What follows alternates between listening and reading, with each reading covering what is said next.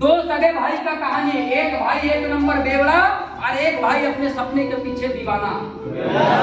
एक भाई एक नंबर बेवड़ा, पैसे की कमी नहीं, पैसे की कोई कमी नहीं थी। स्टोरी को ध्यान से सुन लेना, माँ कसम बोलता हूँ, स्टोरी को जिसने समझ गया, मैं चैलेंज के साथ बोलता हूँ, जिंदगी बदल जाएगी आपकी अगर उस अपने जीवन में लागू कर लिया तो।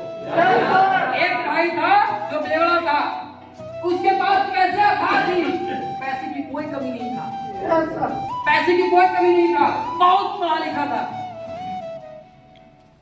कोई कमी नहीं था।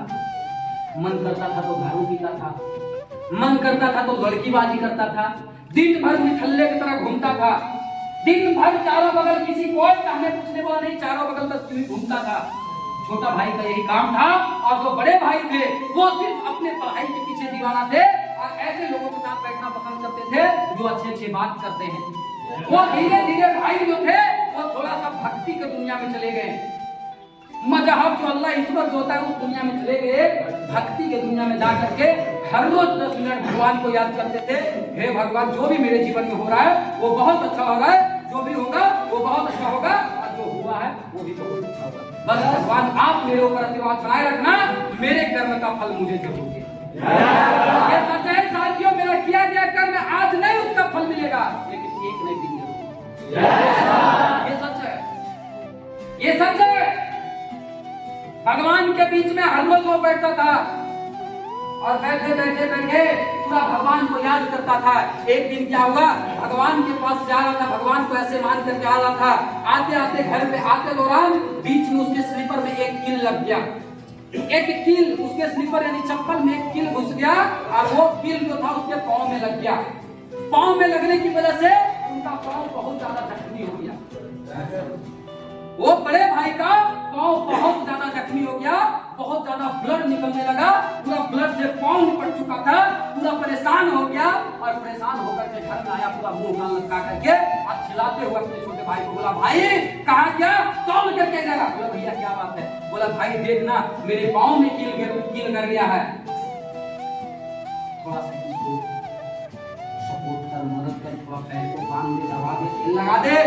छोटा भाई पूरा मुस्कुराते हुए और हंसते हुए आया कि देखो भैया, एक मेरा जीवन को देखो, मेरा जीवन को, तो दिन भर भगवान का नाम जपता है, दिन भर भगवान को याद करते हो, दिन भर भगवान के भक्ति में रहते हो, अपने दिन भर मेहनत करते हो और मैं कुछ नहीं करता हूँ। आज देखो तुम्हारे पाँव का क्या हालत है। और मैं जब घूम रहा था, मैं जब दारू पीकर के आ रहा था, दारू पीकर के जैसे मैं वापस आ रहा था, बीच में मुझे एक बहुत बड़ा थैला मिला और उस थैले में सिर्फ हीरा और सोना था। हेलो, सिर्फ हीरा और सोना पड़ा हुआ था, ये देखो। बड़े भाई काफी परेशान हो गए, बोले ऐसा मेरे साथ क्यों हो रहा है? हो सकता है मेरे कुंडली में कुछ उल्टा पुल्टा लिखा हुआ, हो सकता है मेरा कुंडली में कुछ गलत लिखा हुआ है। एक काम करो, हम लोग दोनों छोटे भाई एक ऐसे ज्ञानी के पास चलते हैं जो कुंडली को चेक करते हैं। बहुत बड़ा पंडित के पास गया और पंडित के पास बैठने के बाद वो लोग दोनों अपना कुंडली बताया और ये नहीं बोला कि कुंडली मेरा है। पहले सबसे पहले बड़ा भाई बोले कि देखिए तो देखिए बाबा, देखिए पंडित जी, एक ये कुंडली इसका क्या हकीकत है। पंडित जी देखते ही बोले, ओ माय गॉड ये तो मर गया, ओ माय गॉड ये जिंदा नहीं होगा, ये तो आज मरने वाला है।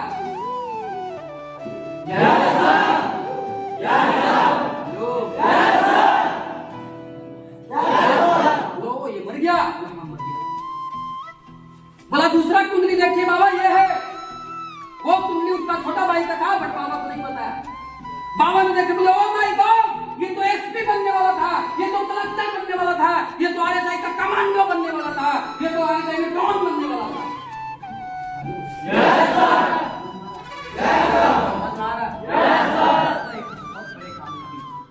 जहां से महीना का करोड़ों रुपया था, महीना का लाखों रुपया आ सकता।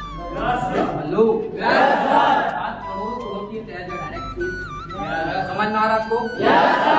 अब वहां पे दोनों का कुंडली चेक हुआ, उसके बाद दोनों हंसते और मुस्कुराते बाद बोलते, बाबा ये दोनों कुंडली हम दोनों भाई का है, आपने तो ये गलत कुंडली बताया। बाबा हंसते हुए मुस्कुराते बोले, मूर्ख बालक, मैंने कोई गलत कुंडली नहीं बताया, ये बड़े भाई है और ये छोटे भाई है। बड़े भाई के कुंडली में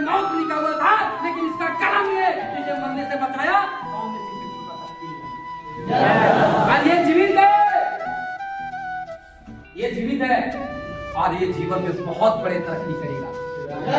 और छोटे भाई को बोलता है, मूर्ख बालक, तू इसलिए खुश है कि तुझे एक सोना का गुल्लक मिला, छोटा सा एक सोना का ये मिल गया, पोटली मिल गया, इसलिए तू खुश है। इसका एक अंत होता है, ये तुझे 2 महीना खुश रखेगा, 4 महीना खुश रखेगा, 1 साल इसमें मस्त रहोगे, 1 साल के बाद तू फिर से रोड के आने वाला है। ये तेरा खुशी पल भर के लिए है, तो तू रोएगा। अरे तू RHI में कौन बनने वाला था, RHI में अम्बेसडर बनने वाला था, लेकिन तू तो अपने जीवन अयासी में बिता दिया। इसकी वजह से तुम्हारे पास आया हुआ अपॉर्चुनिटी, हेलो, आया हुआ मौका भगवान ने पल भर का खुशी देकर को वो मौका को छीन लिया। इसीलिए कमांडो, मेरे साथियों, मेरे मित्रों, मेरे बंधुओं, मैं आपको समझाना चाहता हूँ, कर्म करो। इस स्टोरी से यही चीज आप सभी को समझाना चाहता हूँ कि कर्म करो, फल का चिंता मत करो। आज नहीं तो कल ऊपर वाले गॉड, भगवान, अल्लाह, ईश्वर, जिसकी शक्ति को आप मानते हो वो शक्ति जरूर आपको फल देंगे। आप टेंशन मत लो, आप घबराओ नहीं, अच्छे कर्म का रिजल्ट थोड़ा लेट जाता है।